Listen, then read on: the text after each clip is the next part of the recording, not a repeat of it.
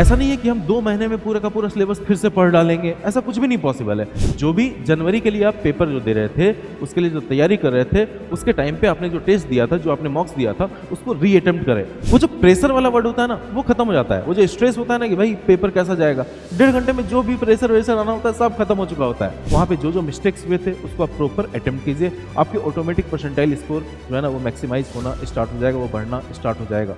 Hello everyone, आपका JEE mains का first attempt complete हो चुका है ना। फर्स्ट अटेम्प्ट जिसको अपन जनवरी अटेम्प्ट भी बोलते हैं, है ना, वो कंप्लीट हो चुका है। और इसके बाद आपका अभी जो आपके पास 2 ऑप्शंस हैं, वो पहला ऑप्शन ये है कि आप जेई मेंस के सेकंड अटेम्प्ट के लिए तैयारी कीजिए, दूसरा ऑप्शन ये है कि आप जेई एडवांस का तैयारी कीजिए, है ना। और कई बच्चे दोनों का तैयारी करेंगे, वो डिपेंड करेगा कि भाई आपकी जेई मेंस का फर्स्ट अटेम्प्ट कैसा गया है। सर जेई मेंस का फर्स्ट टाइम कैसा आने का मतलब क्या है कि कैसा जाने का मतलब ये है कि भाई अगर आपके मार्क्स उस टाइप से आ रहे हैं जितने मार्क्स में आपको अच्छे एनआईटीज वगैरह मिल जाएंगे। क्या बोल रहे हैं हम कि जेई मेंस फर्स्ट अटेम्प्ट में अगर आपके उतने मार्क्स आ रहे हैं जितने में कि आपको ठीक ठाक एनआईटीज वगैरह मिल जाएंगे, आपके मन के काबिल एनआईटीज मिल सकते हैं जहां पे आप अपनी सीट सिक्योर कर सकते हो, तो फिर उसको अच्छा अटेम्प्ट मानेंगे।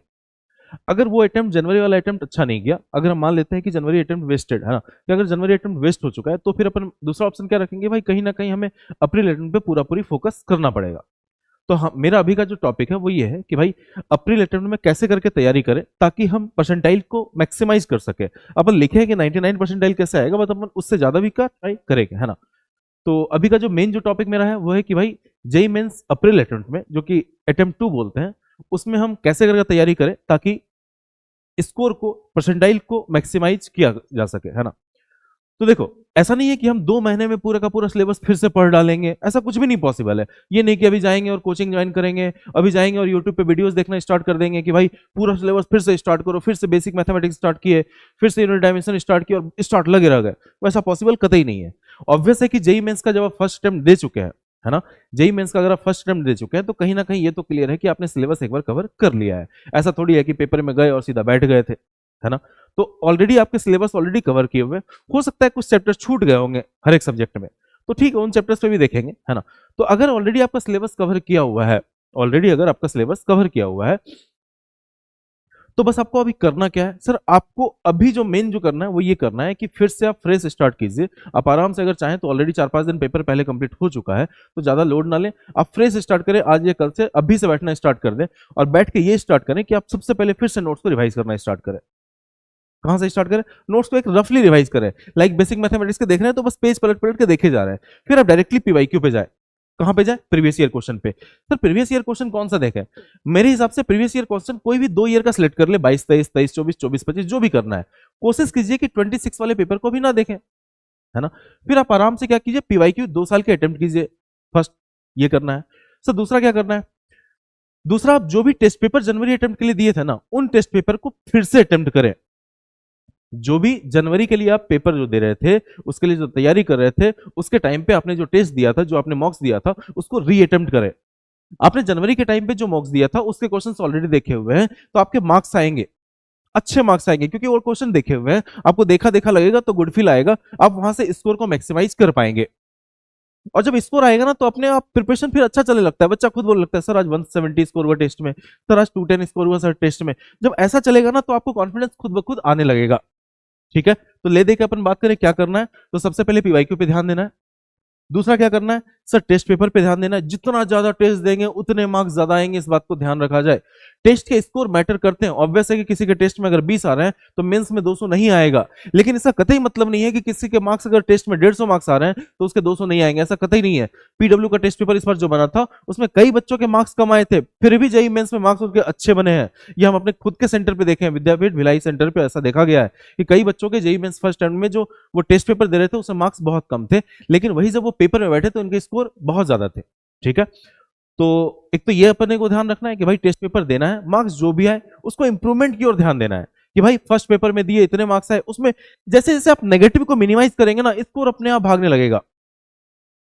तो इसको नेगेटिव मिनिमाइज कब होगा? जब आप टेस्ट देंगे। आप टेस्ट ही नहीं देंगे तो आपको पता कैसे चलेगा कि भाई क्या चल रहा है नहीं चल रहा है। ठीक है, तो आपको पीवाईक्यू 2 साल का लगाना है, कोई भी 2 ईयर का ले लीजिए, 22 23, 23 24, 24 25, जो आपको मन करे ले लीजिए, उसके 2 ईयर के पीवाईक्यूज लगाइए, नोट्स पढ़िए, फिर टेस्ट दीजिए। ये तो आपका डेली का शेड्यूल है ना। थोड़ी सी चीजें जो हमारे बच्चे जो अच्छे स्कोर किए उन बच्चों का जो सजेशन था है ना, उनसे पूछे थे कि भाई पेपर कैसे अटेम्प्ट करना है ना, तो उन्होंने कुछ चीजें बताया, उन चीजों को हम आपको बताना चाहते हैं ताकि आपके भी स्कोर मैक्सिमाइज हो पाए। हम अपने सेंटर में बात करें तो बहुत अच्छे अच्छे पेपर गए हैं, कोई बच्चे 60 अटेम्प्ट किया है, कोई 67 अटेम्प्ट किया है, कोई 57 अटेम्प्ट किया है, और सारे के एक्यूरेसी अच्छे हैं, मतलब 2-4 नेगेटिव हो जाए इससे ज्यादा नहीं होगा। तो अगर ऐसे वाला सीन है तो फिर हम क्या कर, सर वो बच्चों ने क्या सजेशन दिया, उसमें से एक बच्चे ने सजेशन दिया कि सर सेंटर पे कम से कम 1-1.5 घंटा पहले पहुंच जाना चाहिए। सेंटर पे कितना देर पहले पहुंचना चाहिए? 1-1.5 घंटा पहले, 1.5 आवर। सर उससे फायदा क्या है?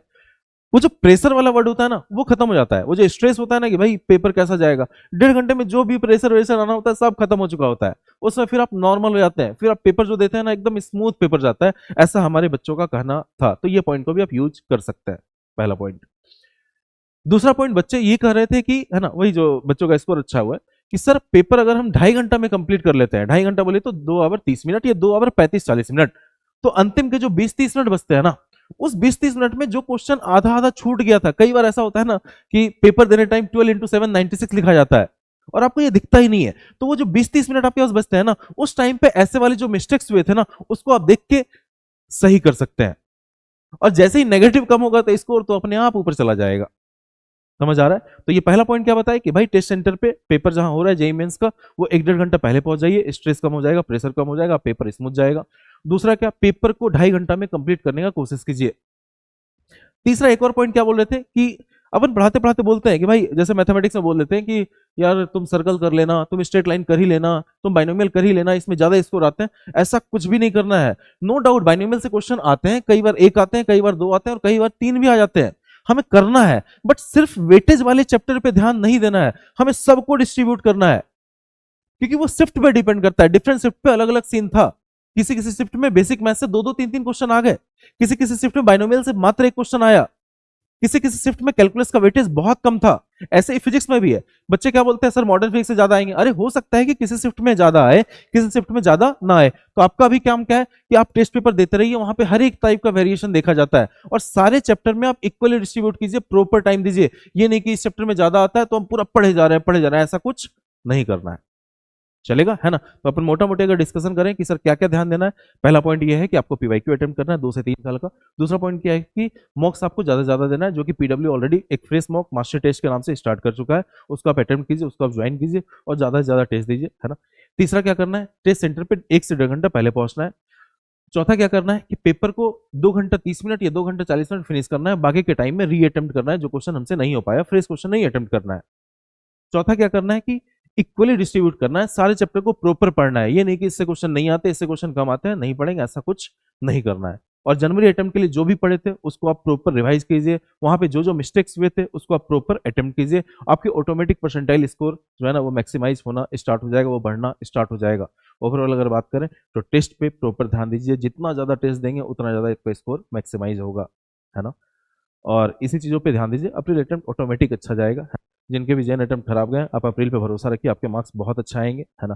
थोड़ा हेल्दी रहिए, तो हेल्दी खाना कीजिए, है ना? ये अपने डाइट वाइट पे प्रॉपर ध्यान दीजिए, आपके स्कोर मैक्सिमाइज हो जाएंगे, ज़्यादा लोड लेने की जरूरत नहीं, है ना? और जैसे ही अप्रैल अटेम्प्ट हो जाएगा फिर अपन देखते हैं क्या होता है ना? Okay, thank you so much.